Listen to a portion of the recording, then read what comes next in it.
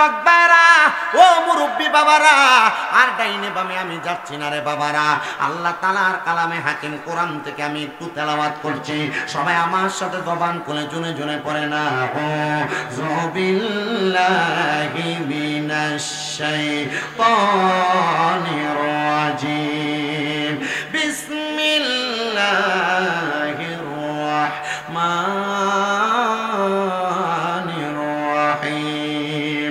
ইয়া আইয়ুহাল্লাযীনা আমানু তাকুল্লাহা ওয়াল তানজুর নাফসুম মা কদ্দামাত লিগাদিন ওয়াত্তাকুল্লাহা ইন্নাল্লাহা খাবীরুম বিমা তা'মালুন। ওয়ালা তাকুনু কাল্লাযীনা নাসুল্লাহা ফাআনসাহুম আনফুসাহুম উলাইকা হুমুল ফাসিকুন। লা يستوي أصحاب النار وأصحاب الجنة أصحاب الجنة هم الفائزون।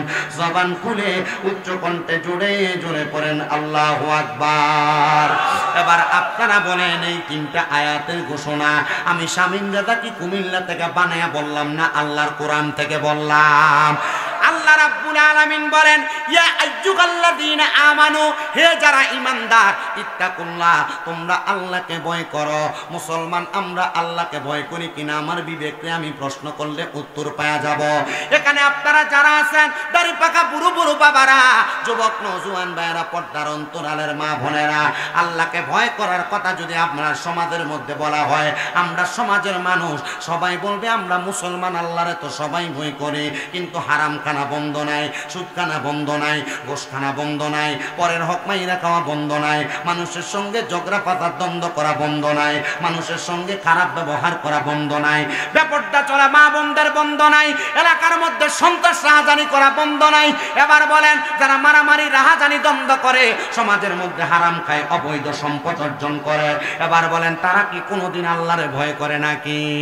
না না না, তারা কোনোদিন আল্লাহরে ভয় করে না।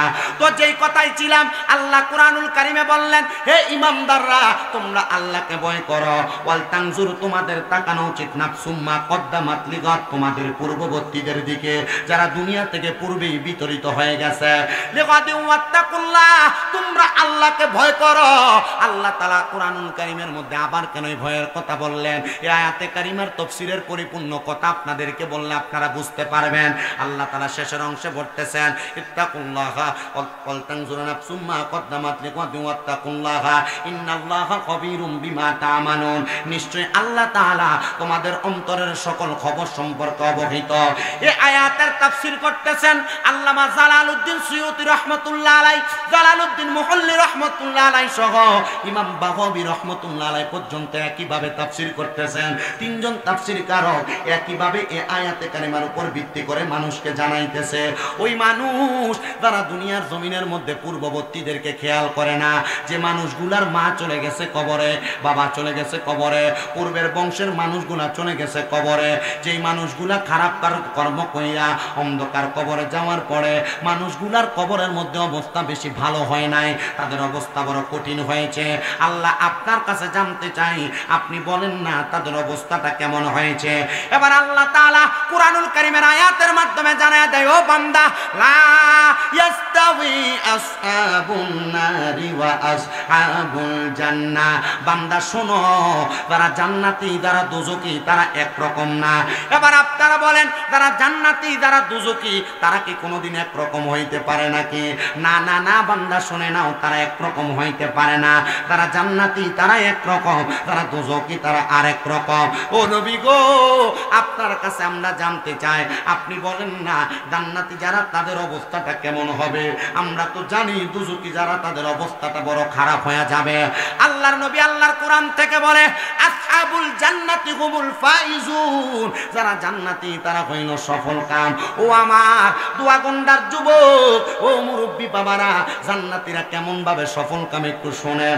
জান্নাতীরা কবরে গেলে শুধু সফল কাম না, যারা জান্নাতী তারা দুনিয়া থেকে কবরে যাওয়ার পর কবর থেকে হাসর, হাসর থেকে মিজান, মিজান থেকে ফুলসেরাত, একবারে প্রত্যেকটা জায়গার মধ্যে তারা সফল কাম। আমরার এলাকায় অনেক মানুষ মারা যায়, মারা যাওয়ার পরে দেখবেন ওই মানুষটা হয়তো জিহ্বার মধ্যে কামড় দিয়া মারা যায়। অনেক মানুষ মারা যায় দেখবেন মানুষ নাকে মুখে দিয়া রক্ত বাইর করে দিয়া মারা যায়। অনেক মানুষ দেখবেন যখন মারা যায় চোখগুলা উল্টে যায়। অনেক মানুষ বিছানার মধ্যে প্রস্রাব পায়খানা কইরা দিয়া মারা যায়। ও আমার দাড়ি পাকা মুরব্বী বাবারা, ও যুবক নজওয়ান ভাইরা, একটু চিন্তা করেন কেন এমনি মারা যায়। একবার তো এলাকার মসজিদের হুজুর এসে প্রশ্ন করলেন না, শুধু মসজিদের হুজুর কেন মসজিদটা কুরায় না এই দোষটা ধরেন, আগাম দিতে 1 মিনিট দেরি হইল কেন এই দোষটা ধরেন।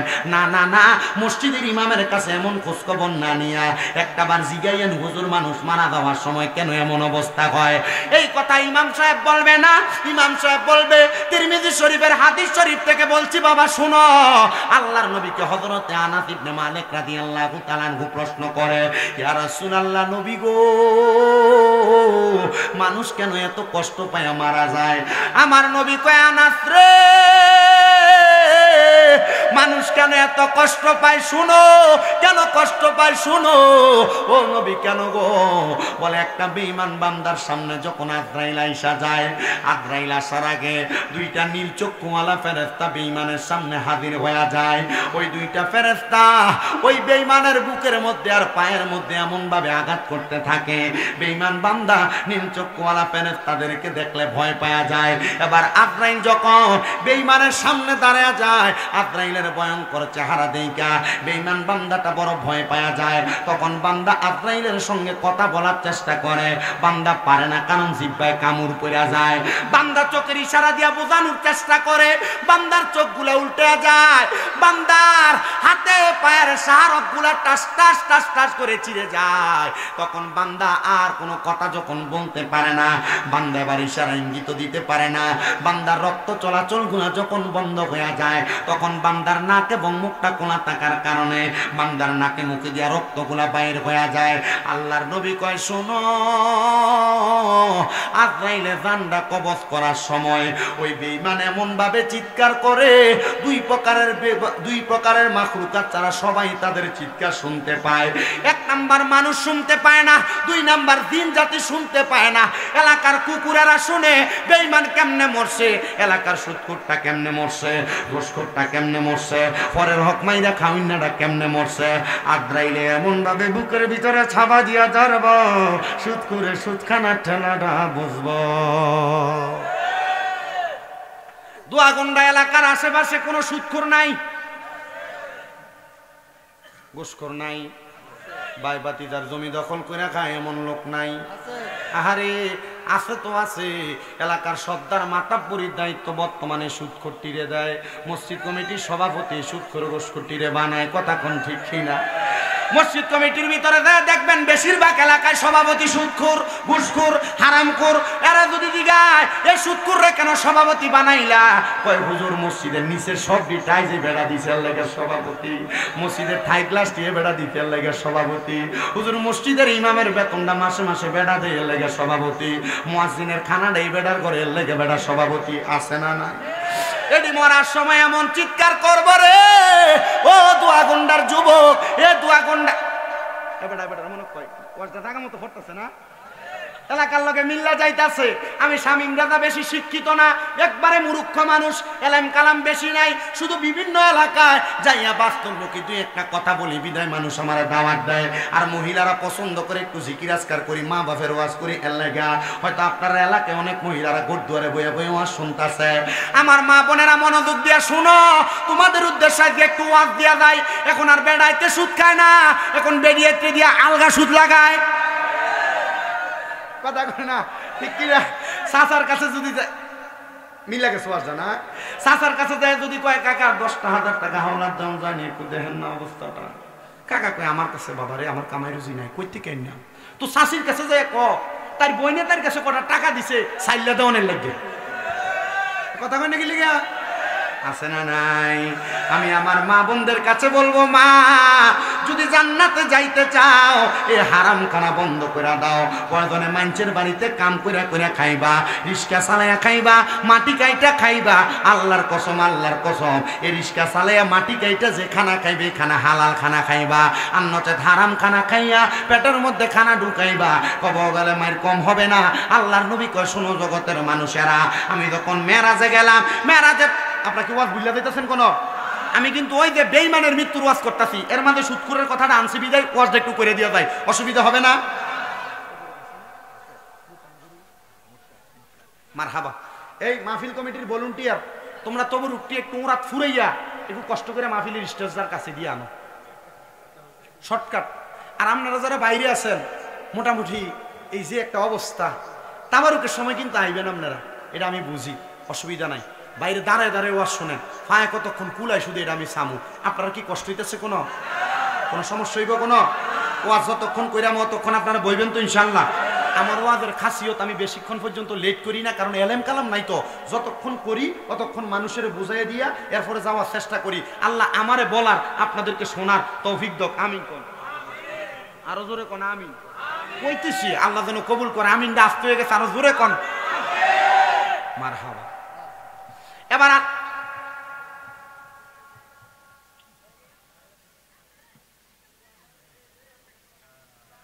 এটা বাইরের আওয়াজ না? না বাইরে তোমরা আওয়াজ দিও না মনে।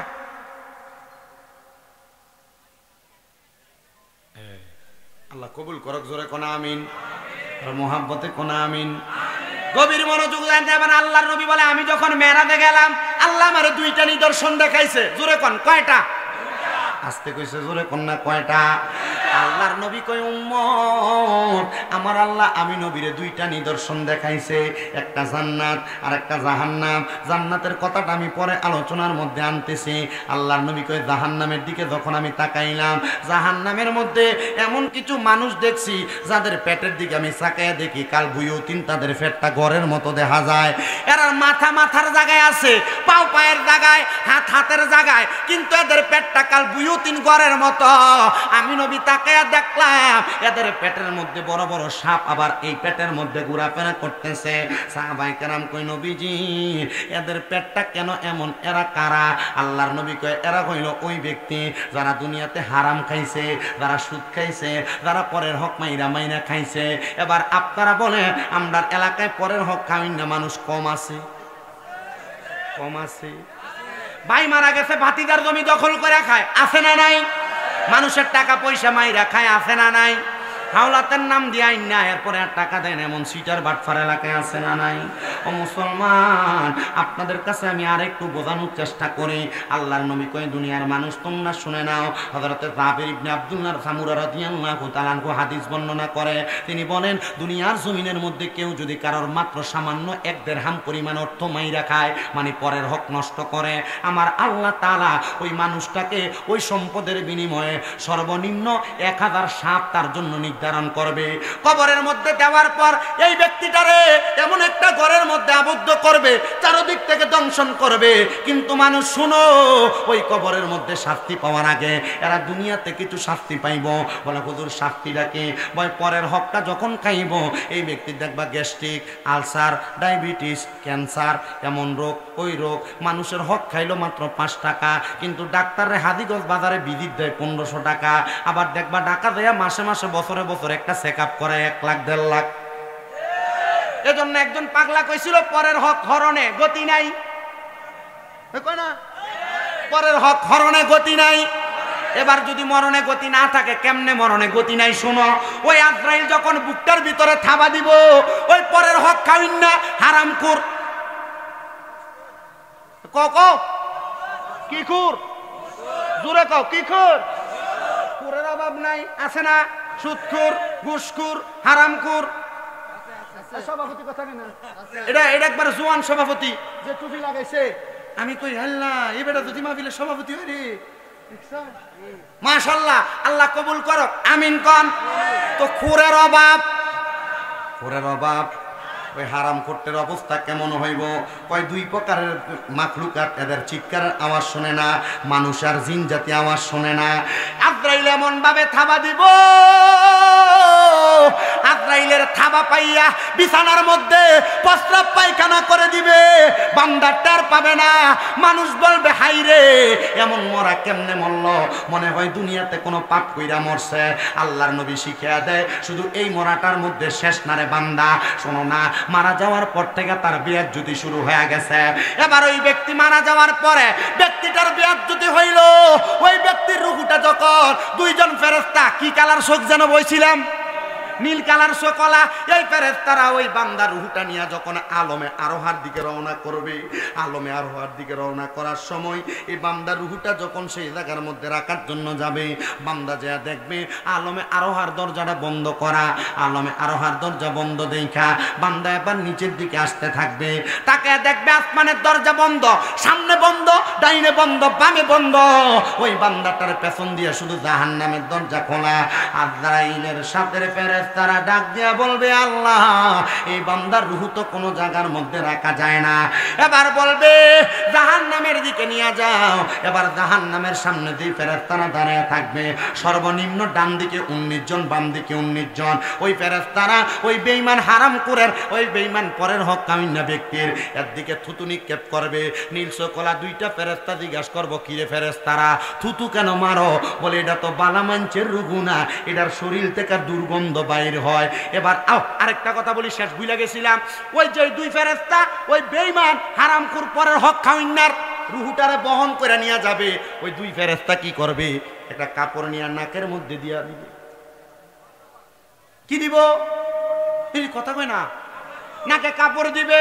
ওই 19 2 19 কত 38, ওই 38 ফেরেশতা জিগাইব, এ ফেরেশতা আমরা কেন থুতু নিক্ষেপ করলাম এটা আমরা জিগাইলা, তাহলে তোমরা বলো নাকে কেন তোমরা কাপড় দিলা? এবার ওই ফেরেশতারা বলবে এই বান্দা দুনিয়াতে হারাম খাইতে খাইতে, পরের হক খাইতে খাইতে, বান্দা গুনাহ করতে করতে বান্দার রুহুটার একটা নোংরা রুহু বানাইছে, দুর্গন্ধ দুর্গন্ধ দুর্গন্ধ, এই জন্য আমরা নাকের মধ্যে কাপড় লাগাইছি। আহারে আগামীকালকে যদি শামীম রেজার বিরোধিতা কেউ করে দেখবা মনে করবে এটা সুদখোর ঘুষখোর, পরের হক খাওয়াই না, এটা এমনে না কা কেমনে খায়, এলাকার মানুষে না দক ব্যাংকের মধ্যে FDR এর মতো সুদের ব্যবসা লাগায়, ব্যাংকের মধ্যে খায় না।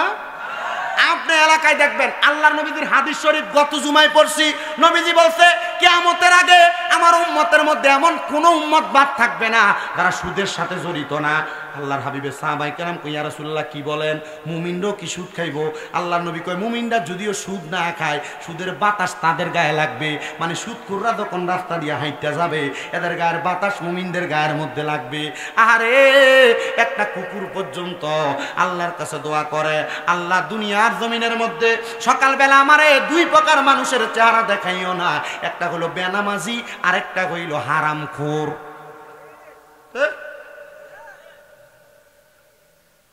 তাহলে কিয়ামতের আগে এমন কোন মানুষ বাদ থাকবে না যারা সুদের সাথে জড়িত নাই, এমনে না খাক। আপনি বইয়েন বুঝছি আমার কাছে ভাল লাগছে, আপনি ওয়াজ শুনুন না, মানুষটা তজে আইছেন, বইয়েন বইয়েন বইয়েন, আপনি বইয়েন, আপনার ওয়াজ শুনুন না, মানুষ না আইছেন যে এটাই ধন্যবাদ। আলহামদুলিল্লাহ কন শরম দিছি না, দোয়া করবো কলজার থেকে দোয়া করবো। আমি আপনারা ফুতের মতো মনে মনে বদদোয়া দিবেন কোনো সাবধান আব্বা, বদদোয়া দিও না। যদি মন চাই যখন বদদোয়া আইব তখন দোয়া করে লাইবা, যখন বদদোয়া আইব কি করবা? কাবা শরীফের ইমামের কথা শুনছেন না, এর মা যখন এর কোনো অপকর্মের কারণে বদদোয়া মনে কষ্ট যাইতো এত দোয়া করতো আল্লাহ তোরে কাবার ইমাম বানাক। বদদোয়া কি করতো? আল্লাহ তোরে কাবার ইমাম বানাক। ঠিকই মার বদদোয়ার কারণে কাবার ইমাম হয়েছে। একটা সাক্ষাৎকার দিছে, এর জিজ্ঞাসা আপনি যে কাবার ইমাম হয়েছেন এটার পিছনে সবচাইতে সার্থকতা কার? আমার মার। কেমনে? আমার মার বদদোয়ার কারণে আমি কাবার ইমাম হয়েছি। কেন? আমার মা যখন আমার প্রতি নারাজ হইতো তখন আল্লাহর কাছে কইতো আল্লাহ আমার যেন কাবার ইমাম বানায়, আল্লাহ আমার কাবার ইমাম বানাই দিছে। সুবহানাল্লাহ দূরে নাই আর মহাব্বতে কোন সুবহানাল্লাহ।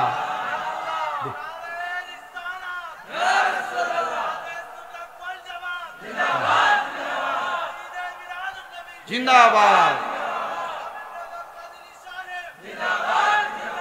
দেখছেন নিয়া পাগলা মানুষ বুঝতেছে এ দোয়া, এই জন্য মা বাপের কাছে আমার আবদার থাকবো, মা বাবা ফাললে দেন, আপনার ফাও আমার সামনে দেন, আমি আমার জিব্বাটা দিয়ে আপনার ফাওটা পরিষ্কার করে দেন। তবুও ফুতেক মানুষ তো বুঝে না, অন্যায় কইরা লায়, বেদবি কইরা লায়, বদদোয়া দিয়েন না। যখন বদদোয়া আইব একটু দোয়া করেন, রাজি আছেন না?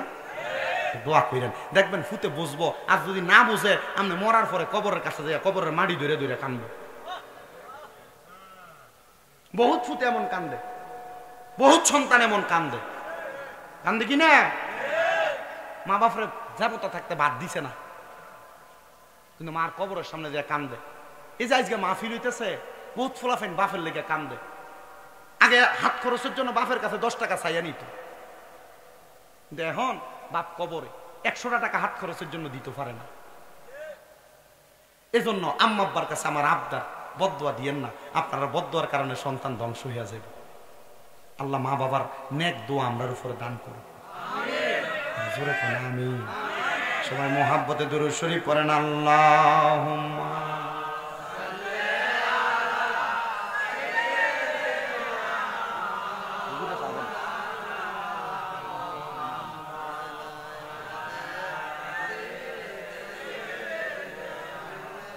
মাওলানা। নবী গো আপনার ভালোবাসায় জীবনের গুনাহ ঝরে যায়, ঠিক কিনা? নবী গো আপনার ভালোবাসায় ওয়াইসাল করনি জুব্বা পায়। আল্লাহুম্মা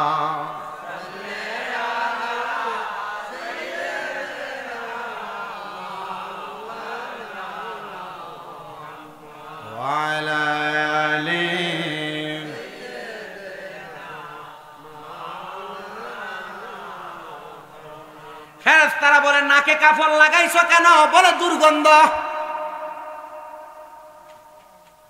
এবার ওই ফেরেশতারা বলবে এই বান্দা থুতু নিক্ষেপ হওয়ার কারণ হইল বান্দার দুর্গন্ধ, এই জন্য বান্দার শরীরের দিকে আমরা থুতু নিক্ষেপ করি।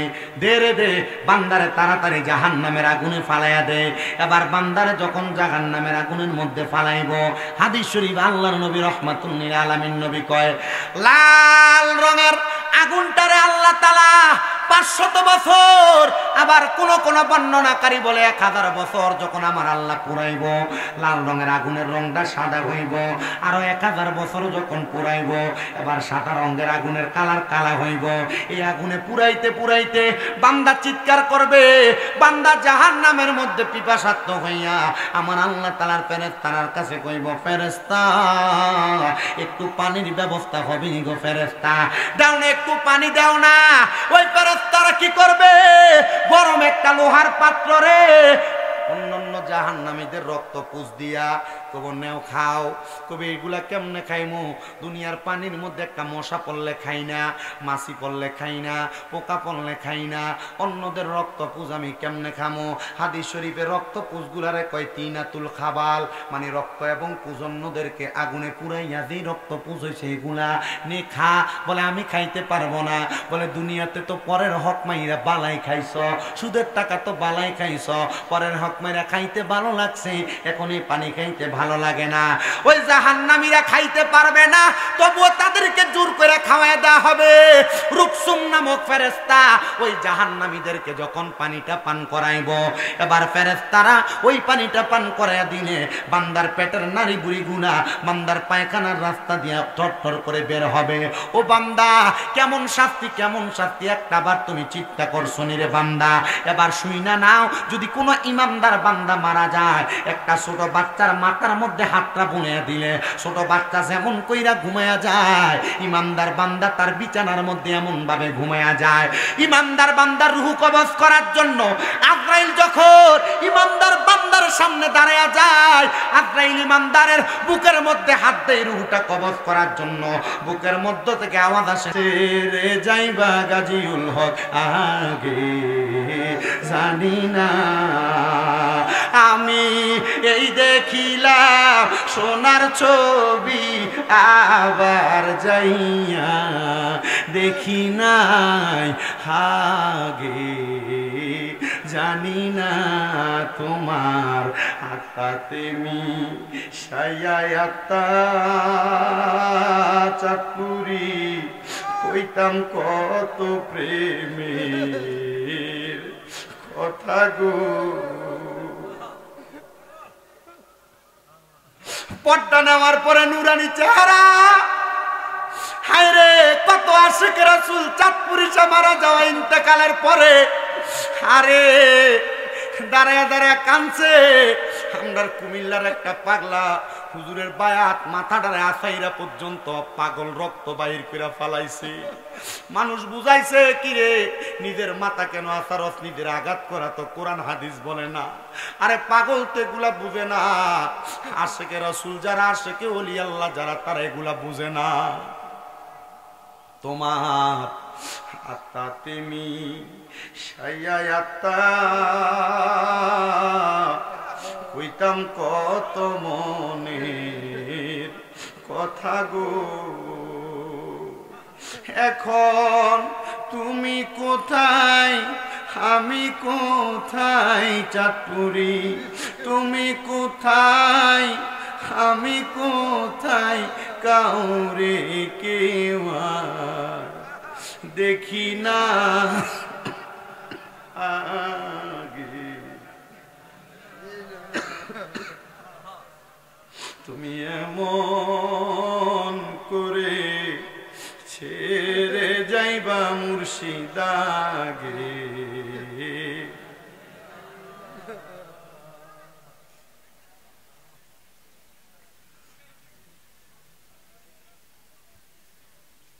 মুর্শিদের প্রেমের আগুন যার অন্তরে লাগছে রে,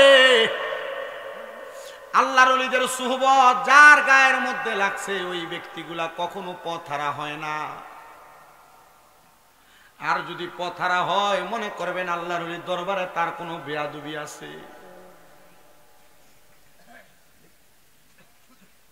ওয়াজটা যে জায়গায় ছিলাম সেখান থেকে শেষ করে ওলিদের একটু কথা বলে আমি ইতি টানবো। মুমিন বান্দা ইন্তেকাল করছে, ইন্তেকাল করাটা কোনো স্বাভাবিক ইন্তেকাল নয়। মুমিন বান্দা ইন্তেকাল করার পরে মুমিন বান্দাটা রুহুটা কবজ করছে, বান্দা টের পায় নাই। ওই বান্দার রুহুটাকে ফিরিয়ে দেওয়া হবে কবরের মধ্যে। সুবহানাল্লাহ কন্যা, বান্দার রুহুটাকে যে ফিরিয়ে দিবে, ফিরিয়ে দেওয়ার পরে বান্দা কি মরা না জিন্দা?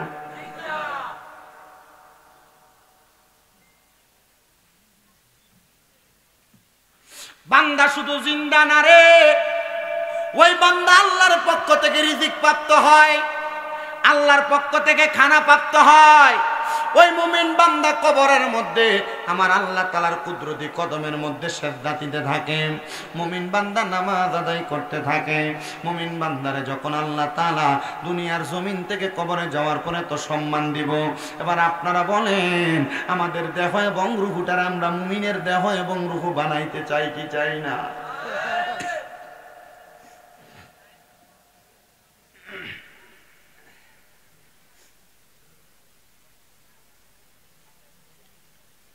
মুমিন হওয়ার জন্য যে খাসলতের প্রয়োজন, মুমিন হওয়ার জন্য যে নিদর্শনের প্রয়োজন, আপনি আমি মুমিন কিনা আমরা জবান দ্বারা আমরা সবাই বলি আমরা মুমিন, বলি কিনা? কিন্তু আমরা যে মুমিন এটার কোনো নিদর্শন, এটার কোনো গ্যারান্টি আসেনি বাবা। হাজীগঞ্জ বাজারে যাবেন, বাটা দোকানে জুতা কিনবেন, 3 মাসের জন্য গ্যারান্টি আছে না? কিন্তু আপনি আমি কেমন মুমিন এটার গ্যারান্টি আমরা দিতে জানি না। হে মুসলমান, মুমিনের ঈমানের গ্যারান্টি হইল 1 নাম্বার সালাত। জি কন্যা, আবার কন্যা, মুমিনের ঈমানটির গ্যারান্টি যদি সালাত। ইমাম সাহেব কেমনে শীতের দিনে 2 জন লইয়া নামাজ পড়ে? মুমিনের ঈমানের গ্যারান্টি যদি সালাত হয়, ইমাম সাহেব কেমনে একা মসজিদ পরিষ্কার করা লাগে? আল্লাহর দোহাই লাগে, যদি মুমিনের নিদর্শন পরিচয় দিতে চান এক নাম্বার আল্লাহ তাআলার ইবাদত সালাতের মধ্যে মনোযোগী হয়ে যান। সবাই জবান খুলে দুরূদ শরীফ পড়েন, আল্লাহুম্মা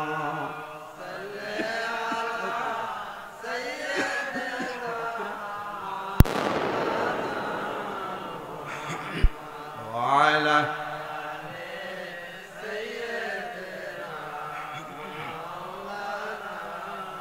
আরো জবান খুলে পড়েন, আল্লাহুম্মা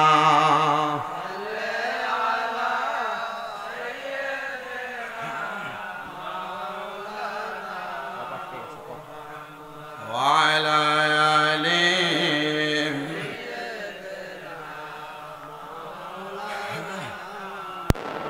যেদিন আমরা মরে যাব এই দুনিয়া ছাড়িয়া,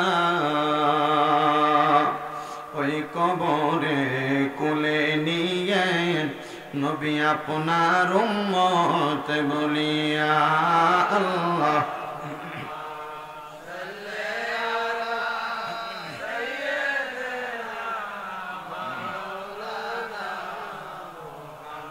ওয়ালা আলি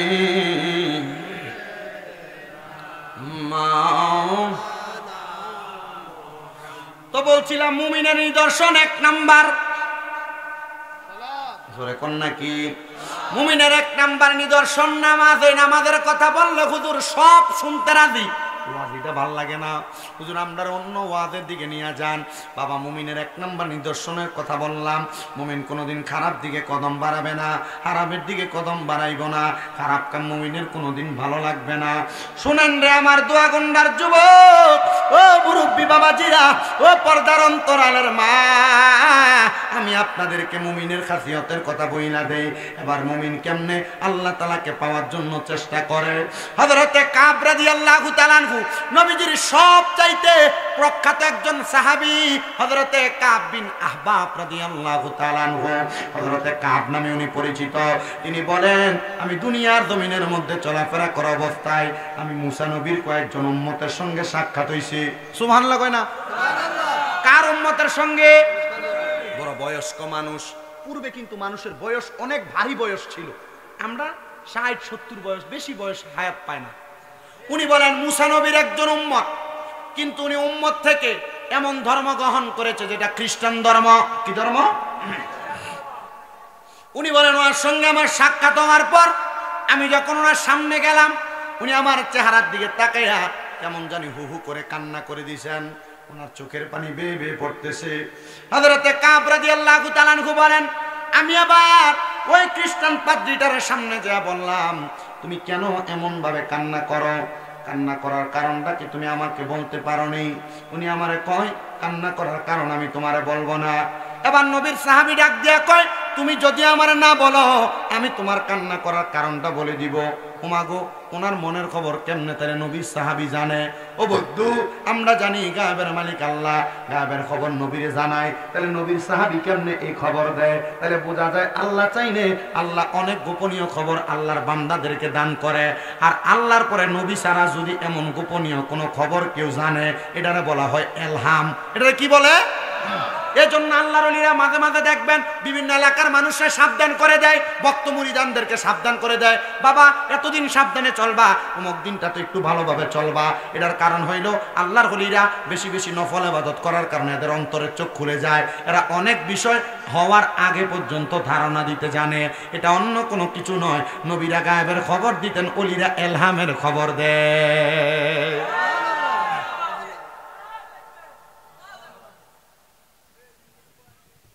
মোহাব্বত করে যদি দিতা তাকবীরটা, তাহলে সবাই তোমার তাকবীরে জবাব দিত। তুমি যে দুষ্টামি করে দিছ, এটা সবাই বুঝে লাইছে। কারণ আমি তো ওয়াজের প্রথম থেকে আমরা খেয়াল করতেছি, সোনা বন্ধু।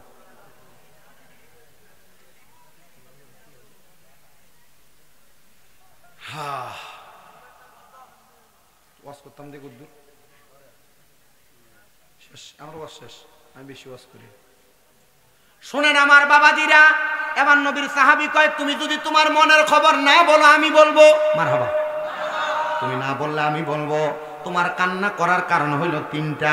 খ্রিস্টান পাদ্রী কম, আসলে তো সত্য কথা। কান্না করার কারণ কয়টা?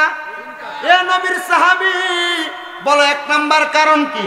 বলে 1 নাম্বার কারণ হইল তুমি কান্না করতেছো, তুমি তাওরাত কিতাবের মধ্যে দেখছো, তাওরাত কিতাবে লেখা আছে এমন অনেক মানুষ থাকবে যারা দুনিয়ার জমিনের ভিতরে বেশি বেশি দান সৎকা করব এবং আল্লাহ তাআলার অধিক পরিমাণ ভয় করব, তবুও তারা নিজেদের মাঝে সমঝোতা করে চলবে। এবার ওই মুসা নবী নাকি তাওরাত কিতাবে আল্লাহর কাছে দোয়া করছে, আল্লাহ ওই মানুষগুলারে আমি মুসা নবীর উম্মত বানান। আল্লাহ কয় না না না, এরা আখিরি নবীর উম্মত, মুহাম্মাদুর রাসূলুল্লাহ সাল্লাল্লাহু আলাইহি ওয়াসাল্লামের উম্মত। জবান খুলে জোরে জোরে বলেন সুবহানাল্লাহ। আর আমরা সেই নবীর উম্মত, ওই নবীর আগমনে আমরা সবাই খুশি। যেহেতু ফোলা কইছে একটা গজল শোনায়, একজন প্রেমিক আসিল গো সোনার মদিনায়, একজন প্রেমিক আসিল গো সোনার মদিনায়। ওরে যার প্রেমেতে স্বয়ং আল্লাহ দুনিয়া বানায়, ওরে যার প্রেমেতে স্বয়ং আল্লাহ দুনিয়া বানায়, একজনে প্রেমিক আসিল গো নাই, একজনে প্রেমিক আসিল গো আরশ কুরসি গ্রহ তারা,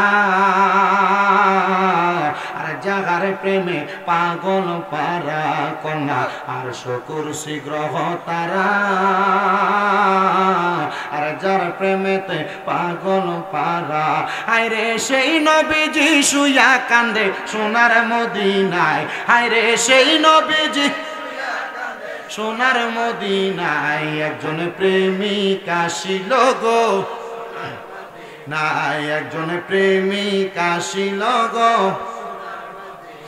জিন ইনসান আর ফেরেশতারা, ওরে যারে দেখতে পাগল পারা কন্যা, জিন ইনসান আর ফেরেশতারা, ওরে যারে দেখতে পাগল পারা। হায়রে সেই নবীজি কান্দেন শুয়ে সোনার মদিনায়, হায়রে সেই নবীজি সোনার মদিনায়, একজন প্রেমিক আসিল গো নাই, একজন প্রেমিক আসিল গো। আরে যার প্রেমেতে স্বয়ং আল্লাহ দুনিয়া বানায়, আরে যার প্রেমেতে দুনিয়া বানায়, একজন প্রেমিক আসিল গো। এবার মুসা নবী আল্লাহর কাছে দোয়া করে, আল্লাহ গো ওই 2 প্রকারের মানুষরা আমার উম্মত বানান। আল্লাহ কয় না মুসা, এদেরকে আমি আখিরি নবীর উম্মত বানাইবো। আমরার কথা কইছে রে বাবা, আমরা ওই নবীর উম্মত।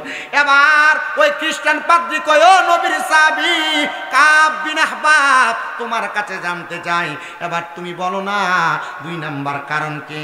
বলে 2 নাম্বার কারণ হইল দুনিয়ার মানুষ এমন কিছু প্রজাতির থাকবে যারা দুনিয়ার শত ব্যস্ততা থাকলেও যখন তাদেরকে হাইয়া আলাস সালাহ বলে মসজিদের দিকে ডাকা হবে, তারা আমার আল্লাহকে পাওয়ার জন্য তারা মসজিদের দিকে দৌড়ায়া যাবে। এবার মুসা নবী আল্লাহর কাছে দোয়া করছে, আল্লাহ এই ব্যক্তিগুলারে আমি মুসা নবীর উম্মত বানাও। আল্লাহ কয় এই মুসা নবীর উম্মত হবে না, এরা আখিরি নবীর উম্মত হবে, মুহাম্মাদুর রাসূলুল্লাহর উম্মত হবে। 2টা কারণ বলল। এবার কাব বিন জুহাইর কই 3 নাম্বার কারণ হইল, শুনো শুনো 3 নাম্বার অন্য কোন কারণ না রে বান্দারা। 3 নাম্বার কারণ হইল এমন প্রজাতি মানুষের মধ্যে মায়া মোহাব্বত থাকবে, যদিও তারা কাউকে ভালোবাসে তারা স্বয়ং আল্লাহর জন্য ভালোবাসবে, যদি কাউকে ঘৃণা করে আল্লাহর জন্য ঘৃণা করবে। এরা মা সন্তানের প্রতি, সন্তান বাবার প্রতি এমন মোহাব্বত থাকবে, এই মানুষগুলা দুনিয়াতে আসবে, এরা হবে ওই নবীর উম্মত। মুসা নবী তখনও আল্লাহর কাছে দোয়া করে, আল্লাহ এরারে আমি মুসার উম্মত বানায়া দেন। আল্লাহ কয় না না না, এরা আখিরি নবীর উম্মত হবে। ও বন্ধুরে, এবার কাব বিন আহবাব কয় এই 3টা কারণ হইল মৌলিক মূল কারণ, এই 3টা কারণ হইল যৌগিক কারণ, এই 3টা কারণ কোনো কিছু না। আমি আরেকটা জিনিস জানি, তুমি এই 3টা কারণের প্রতি আফসোস কইরা কইরা কান্দ। তুমি চিন্তা করতেছো ওই নবীরে যদি তুমি খ্রিস্টান পাদ্রী দেখতা, ওই নবীর হাতে হাতটা রাইখা মুসলমান হইয়া যাইতা। ওই নবীর হাতে হাত রেখে মুসলমান হইতা। এ পাগল, আমি কাব বিন আহবাব তোরে বললাম, তুই যদি এই খ্রিস্টান পাদ্রী ওই নবীর সাক্ষাৎ পাইতে চাস, ওই নবীরে পাওয়ার জন্য তাড়াতাড়ি তুই তায়েফের ময়দানে চলে যা। আমার নবী 10 দিনের জন্য তায়েফের ময়দানে অবস্থান করেছে।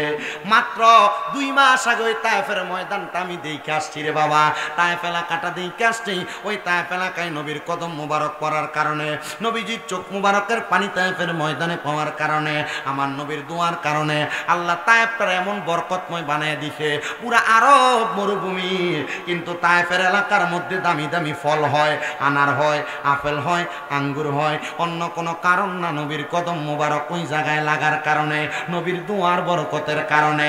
এবার ওই খ্রিস্টান পাদ্রী, বন্ধু শুনো শুনো রে শুনো, ওই খ্রিস্টান পাদ্রী নবীর সন্ধান পাওয়ার জন্য চইলা গেছেন আল্লাহর হাবিবের সাক্ষাৎ লাভের আশায়। ওই জায়গার মধ্যে গেলেন, ওই জায়গায় যায় দেখলেন আমার নবী তায়েফ থেকে বিদায় হয়ে চলে আসছেন। খ্রিস্টান পাদ্রী বলে, কত তালাশ করলাম মুহাম্মদুর রাসূলুল্লাহ সাল্লাল্লাহু আলাইহি ওয়াসাল্লাম আমি পাইলাম না। কিন্তু আমি খ্রিস্টান পাদ্রী তালাশ করতে থাকলাম। কাব বিন জুহাইর বলে, আমি যখন তার দেখলাম সে মক্কাতে চলে আসছে, আমার নবীজি জন্মভূমির মায়ায় মায়ায় আমার নবী মদিনাতে চলে গেছেন।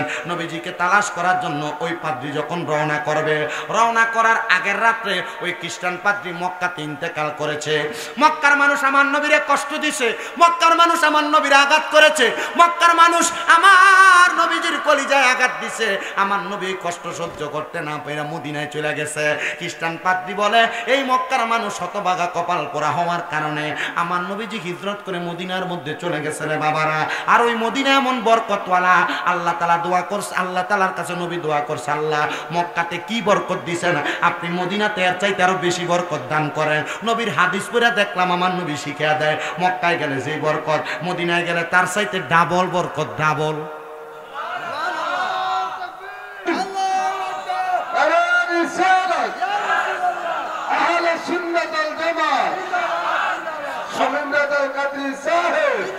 শুনেন, বয়ানটা শেষ করার আগে আপনাদেরকে একটু বইলা দেয়া যায়, মদিনায় ডাবল বরকত। আমরা যারা সুন্নি দাবি করি, বুক ফুলে বলি আমরা সুন্নি, আমরা নবী নবী করি, এটার মূল কারণ হইল মদিনার নবী অনেক বরকত যে জায়গায় গেছেন বরকত দিয়ে গেছেন।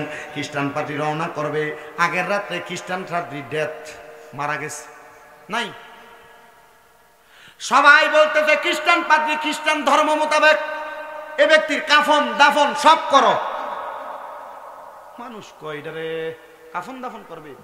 আল্লাহর হাবিব মদিনার যাওয়ার পথে মদিনা আল্লাহর হাবিবের কাছে আবার খবর, ইয়া রাসূলুল্লাহ, ইয়া হাবিব আল্লাহ, নবী গো শুনে নেন, আপনার একটা পাগল আপনার কাছে ইসলাম ধর্ম গ্রহণ করবে, আপনার কাছে আসার চেষ্টা করেছে, পারে নাই। নবী গো, তার খ্রিস্টান মানুষটা তারে কাফন দাফন, তারে খ্রিস্টান ধর্ম মোতাবেক শেষ বিদায় দিচ্ছে। তো নবীজি সাল্লাল্লাহু আলাইহি সাল্লাম, তোরা শয়তান বেড়া, নবীজি সাল্লাল্লাহু এর চিন্তা করতে হুজুরে যে টিয়া দিমু এমনি দিতাম, হ্যাঁ ওয়াজ আগে একবারে সুদে আসলে শেষ করে এরপরে ছাইরাম হুজুরে, ঠিক না? আচ্ছা ঠিক আছে, উসুল শেষ করে দিয়ে যাবো ইনশাল্লাহ। মদিনার নবী বলছে, তারে তোমরা কাফন দাফন দিয়া তারে জানাজা পড়ে সুন্দর করে মুসলমানের ধর্ম মোতাবেক তারে দাফন করো। খ্রিস্টানরা কই এটা হইতেই পারে না, এত ইসলাম ধর্মের মানুষ না, এরা কেমনে এমনি দাফন করবে? তারা মানতেছে না। আহারে মুসলমান, এবার ওই ব্যক্তিরে খ্রিস্টীয় ধর্ম মোতাবেক, যখন তাদের ধর্ম মোতাবেক মাটির নিচে শোয়া, খ্রিস্টানরা মারা গেলে ত্রিশূল লাগায়, ত্রিশূল দেখবেন মারা যাওয়ার পরে যখন এমন অবস্থা করলো, ওই মক্কার অধিবাসী সুন্দর একটা এলাকার মধ্যে বসবাস করা জায়গার মধ্যে মানুষের কাছে ঘুমের ঘরের স্বপ্নে দেখে ওই দিন রাত্রবেলা ওই আল্লাহর বান্দা খ্রিস্টান হইতে পারে, বান্দাটারে তোমরা যেমন ভাবে মাটি দিছো, বান্দা কবরে ভালো নাই, তাড়াতাড়ি বান্দাটারে ইসলাম ধর্ম মোতাবেক তাড়াতাড়ি তারা কাফন দাফন করে মাটি দাও, জানাজা পরে মাটি দাও। আরে বলো কি, তারা জানাজা পরে মাটি দিব? সে খ্রিস্টান মানুষ বলে না না না, সেই যেই দিন মনে মনে এরাদা করছে মুহাম্মাদুর রাসূলুল্লাহ সাল্লাল্লাহু আলাইহি সাল্লামের হাতে হাত রেখে ইসলাম কবুল করবে, ওই ব্যক্তিটারে এই দিন থেকে আল্লাহ তাআলা মুসলমান হিসেবে কবুল করছে। এজন্য তার কবরের মধ্যে কঠিন একটা অবস্থা তৈরি হয়েছে। তাড়াতাড়ি তোমরা তারা জানাজার নামাজ পড়াও, জানাজার নামাজ পড়ায় তারা দাফন করো। সুন্দর করে তারা যখন দাফন করা হইল, এলাকার সব মানুষগুলা ঘুমের ঘরে স্বপ্নের মধ্যে দেখতে পাইলেন আল্লাহর বান্দাটা ইন্তেকাল করার পরে যখন তারা জানাজা পড়ে দাফন করা হইল, আল্লাহর বান্দাটা অন্ধকার কবরের মধ্যে, অন্ধকারে আর নাই, সুন্দর জান্নাতের ফুলের বাগিচার মধ্যে ঘোরাফেরা করতেছে। আল্লাহর হাবিবের কাছে হযরতে কাব বিন আহবাব বলেন, আমি জিজ্ঞাসা করলাম, ইয়া রাসূলুল্লাহ, ইয়া হাবিবাল্লাহ, একজন খ্রিস্টান যদি এমন অবস্থা কইরা ইন্তেকাল করার পরে নাজাত পাওয়া যায়, যদি সে অন্তরে অন্তরে ঈমানের কালিমা পড়ার কারণে ইন্তেকাল করার পরে জান্নাত পাওয়া যায়, তাহলে বলেন না আমরা যারা দুনিয়ার জমিনে আপনার প্রতি ঈমান আনছি আমরার কেমন অবস্থা হবে? আল্লাহর নবী শিখিয়ে দেয় ওই মানুষগুলোর অবস্থা এমন হবে, শোনো, আমি নবীর সাথে একই জান্নাতের মধ্যে তারা থাকবে। আমরা নবীর সাথে জান্নাতে থাকতে চাই, আমরা নবীর সাথে জান্নাতে থাকতে চাই, আমরা নবীর সাথে জান্নাতে থাকতে চাই, কিন্তু আমরার অন্তরের মধ্যে নবীর প্রেম আছে, কিন্তু নবী যেই কাজগুলা করার কথা বলে গেছেন আমরা সেই কাজগুলা করি না। না রে মুসলমান না, অন্তরে যেমন নবীর প্রেম আছে, অন্তরের প্রেমটা দ্বারা তুমি কাজে পরিণত কইরা মানুষকে দেখাও। আর নচেত মুখে শুননি আমরা বললাম, কাজে পরিণত করলাম না, না না না হবে না। এজন্য আমরা সবাই অন্তরের কাজটা আমরা আমাদের বাস্তব জীবনে বাস্তবায়ন কইরা দেখানোর প্রয়োজন। কিন্তু আজকের মাহফিলে এমন অনেক সন্তান বসে গেছো, ওই কাফের মানুষটা, মুশরিক মানুষটা, খ্রিস্টান মানুষটা আল্লাহর হাবিবের প্রতি গোপনে গোপনে ঈমান আনার কারণে, যদি ঈমানের কালেমা পইরা মুসলমান হওয়ার কারণে যদি কবরের মধ্যে জান্নাত পাইতে পারে, আমরার অনেকের মা কবরে, বাবা কবরে, আল্লাহ কবরে মা বাপরে কেমন রাখছে আমরা বান্দারা জানি না। এ যুবক ভাইরা, এ মুরব্বী বাবারা, ওই মা বাবা কবরে কেমন আছে যদি জানতে চাও, 5 ওয়াক্ত নামাজের পাশাপাশি আমার আল্লাহ তাআলার কাছে একটা দোয়া করবা। ওই দোয়াটা যখন করবা সেই সময়টা অন্য কোনো সময় না, সুবহ সাদিকের আগে আল্লাহ তাআলা কোরআনুল কারীমে ওয়াজ করে শোনায়া দেয়, ওয়া মিনাল লাইলি ফাতাহাজ্জাদ বিহি নাফিলাতান লাকা আসা আইয়াবআসাকা রাব্বুকা মাকামান মাহমুদা। জবান খুলে জোরে পড়েন আল্লাহু আকবার। আল্লাহ তাআলা ঘোষণা করেছে, এ বান্দার দলেরা শুনো শুনো, আমি আমার হাবিবের প্রতি আয়াত নাযিল করলাম। নবীকে আল্লাহ বলতেছেন, আপনি রাতের কিছু অংশে তাহাজ্জুদের নামাজ আদায় করেন, অতি সত্বর আপনাকে তাহাজ্জুদ অসম্মানিত করা হবে এবং মাকামে মাহমুদ দেওয়া হবে। এই আয়াত যখন আমার নবীর উপর নাযিল হয়, আমার নবী আল্লাহর কাছে দোয়া করে, আল্লাহ ও আল্লাহ, আমার মাকামে মাহমুদ দিবেন, আমার উম্মত যদি তাহাজ্জুদের নামাজ পড়ে, আপনি আল্লাহ আমার উম্মতকে কি দান করবেন? আল্লাহ তাআলা হাদিসে কুদসির মাধ্যমে জানিয়ে দেয়, নবীর উম্মত তাহাজ্জুদের নামাজ পড়ে আল্লাহর কাছে যা চাইবো তা দিব। আপনার মা কবরে, বাবা কবরে কেমন আছে আপনি জানেন না, তাহাজ্জুদের নামাজ পড়া পড়া আল্লাহর কাছে দোয়া করবেন, আল্লাহ আমার মা কবরে কেমন আছে, বাবা কবরে কেমন আছে আমি দেখতে চাই। দেখবেন আমার আল্লাহ তাআলা আপনার মা বাবার কবরের খবর জানিয়ে দিবি। ওরে 3.5 হাত গর্তে ফেলে কেমন করে আইলা চলে, তোমার বাড়ি আইতে দেরি হইলে যে মা ঘুমাইতো না, ওই কবর দেশে মায়ের পাশে একটু রইলি না রে, কবর দেশের খবর লইলি না। কেমন আছেন মা জননী, কেমন আছেন বাবা মনি, একবারও তো ফিরা চাইলি না। কেমন আছেন মা জননী, কেমন আছেন বাবা মনি, একবারও তো ফিরা চাইলি না।